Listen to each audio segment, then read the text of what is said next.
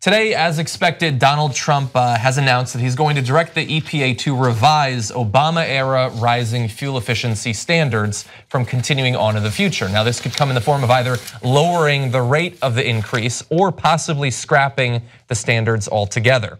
Now, if you're not familiar with these CAF standard increases, the Obama administration's rules negotiated with automakers back in 2012 were aimed at doubling average fleet-wide fuel efficiency to 54.5 miles per gallon in 2025, although the real-world mileage figures would be lower for a number of incredibly complicated reasons. But in effect, it would require that they would get something like 37 to 40 miles per gallon by 2025. Now, that's basically double what we had not too long ago, and there's been a lot of progress driven by these sorts of policies.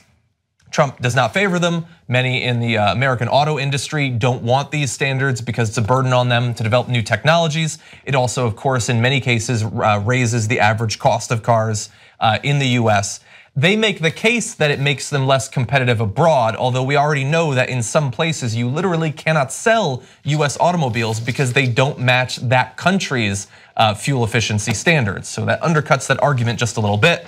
But after Trump announced this early today, the auto lobby very happy about it. This is a chief executive for the Auto Alliance said, the Trump administration has created an opportunity for decision makers to reach a thoughtful and coordinated outcome predicated on the best and most current data. So they've gotten their day. They're very happy to potentially knock those down. Now, we don't know exactly where it's going to end up, but I doubt they're going to become more stringent. Yeah, so two facts that I thought were particularly noteworthy in this story. Average fuel economy of new vehicles went up from 20.8 in 2007 all the way up to 25.1 per gallon today. So from about 21 to about 25 just since 07, just in 10 years. That's pretty damn good, man. As Bush used to say, we're making progress. And that's because the government mandated it. And the auto industry back then said, oh my God, we can't, are you kidding, this is gonna kill it. And that's why they all, oh no, they're all still in business. Actually, partly thanks to the Democrats. And so, no, they adjusted and they said your car would cost so much more. Has it? No, it's relatively similar cost. And by the way, they all have to adjust together. This doesn't just apply to American car makers. It also applies to the Japanese cars and the German cars that are sold here. So it's the same standards for everybody.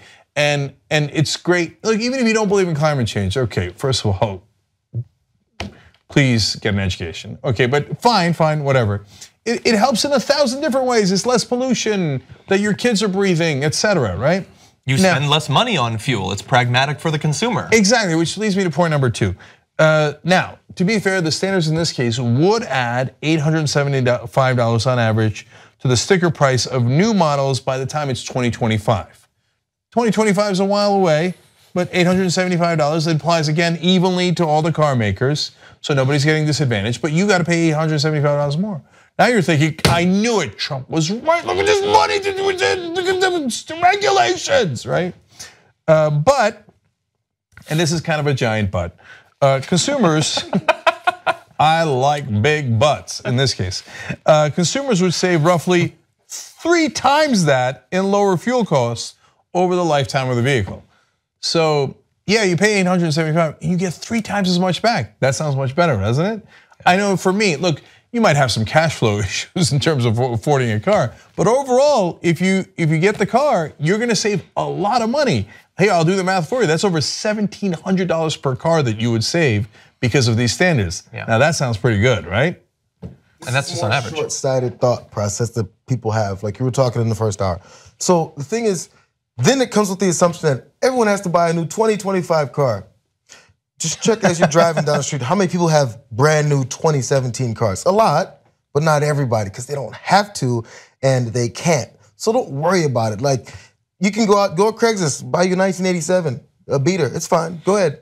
Spend all the gas on that, run all the missions you want, depending on what state you're in, and be happy or be upset that you're spending all this money on a car that keeps breaking down or runs all the gas. If you don't have much money, you can't do it.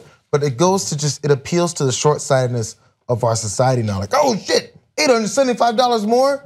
This isn't gonna work out for me. And then they go in stupid land. So you don't have to rush out and buy a 2025 car in 2025.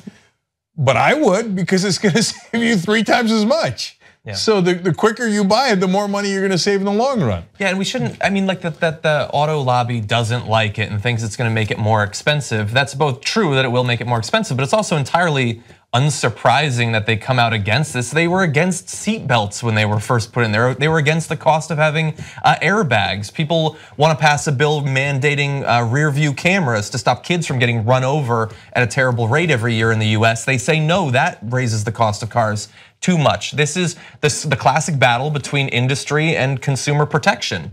And in this case, it literally saves lives. In the larger sense, it could save our environment. Now, even the standards that we have right now, the ones that are supposedly far too stringent and all of that, there are a lot of critiques of those coming from not just the auto industry, but from the left as well. I mean, for one thing, you don't have to buy a new car. And so for those who want to radically reduce our carbon emissions, this isn't a perfect solution, because many of those cars that are bad emitters will be around for literally decades into the future. As well, there are a number of things that allow you to artificially increase the fleet miles per gallon that you have. There's various things in terms of trading credits and things like that. But even that's not enough for the auto lobby. They say that regulators should also look at whether ride-hailing and vehicle-to-vehicle communication systems designed to prevent accidents and alleviate road congestion could be counted towards the industry's greenhouse gas emissions goals.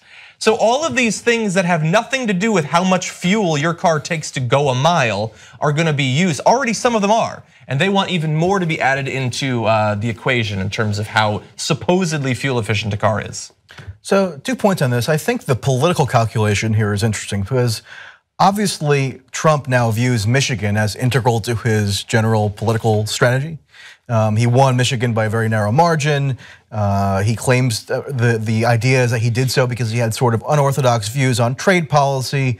So what he's trying to do here, I think, is trying to put himself out as this champion of industry. And there's no more thoroughly American industry than the car industry. That's sort of ironic, because Obama helped to bail out the auto industry, and yet he didn't really get that popular conception of him as the champion. But Trump is now seizing that mantle.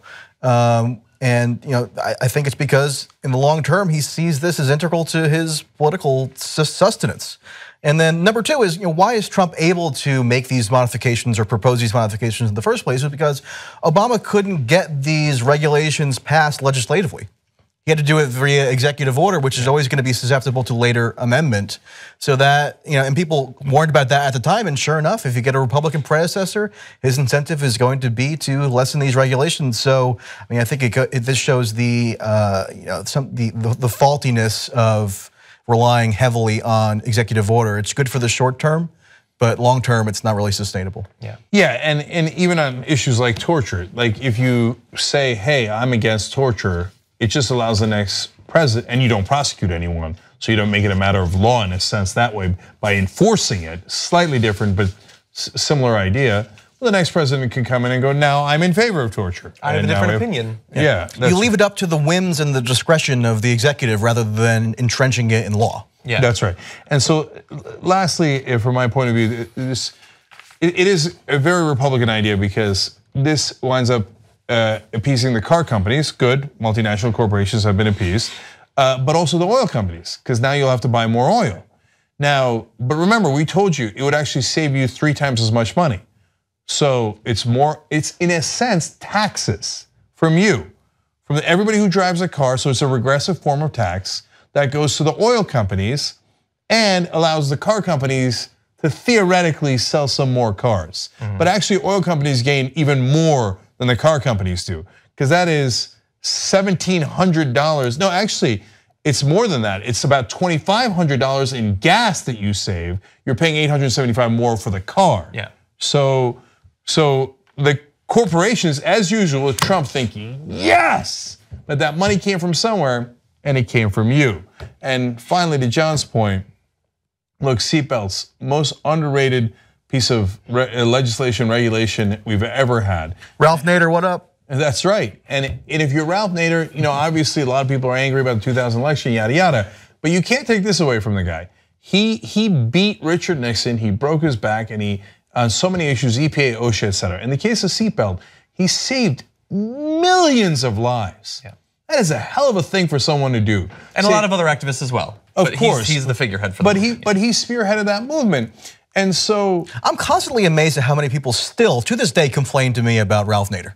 The 2000 election, like they can't get over it. It's so ingrained in their psyche that they'll never be able to, find release there. Yeah, I'm not surprised by that. but like Jimmy Carter, there's a lot that Ralph Nader just doesn't get credit for, even though it's right there, right in front of you. Like Jimmy Carter did peace in the Middle East. Yeah. Egypt and Israel were the two biggest enemies. He gets no credit for it. It's amazing, right? Yeah. And let alone the diseases he's wiped from the earth, et cetera. Guinea worm and the guinea worm, et cetera. But for Ralph Nader, I mean, think about it, man. Millions of lives. That's your uncles, aunts, brothers, sisters, dads and moms that lived because they put seatbelts in cars. And at the time, the car companies said, no way, it's gonna cost a little bit more to put the seatbelts in cars. Yeah. Who was right and who was wrong? So it turns out sometimes regulation is not such a bad thing. Are you sick of the mainstream media? Then I got good news for you. We're gonna hire some investigative reporters and we're gonna go house. We're actually going to investigate what's happening in this country and stand up for you guys. Help us do it. Go to tytnetwork.com/go. If everybody watching this video just gives a little bit of money, we'd have plenty to hire those investigative teams and unleash them on the country.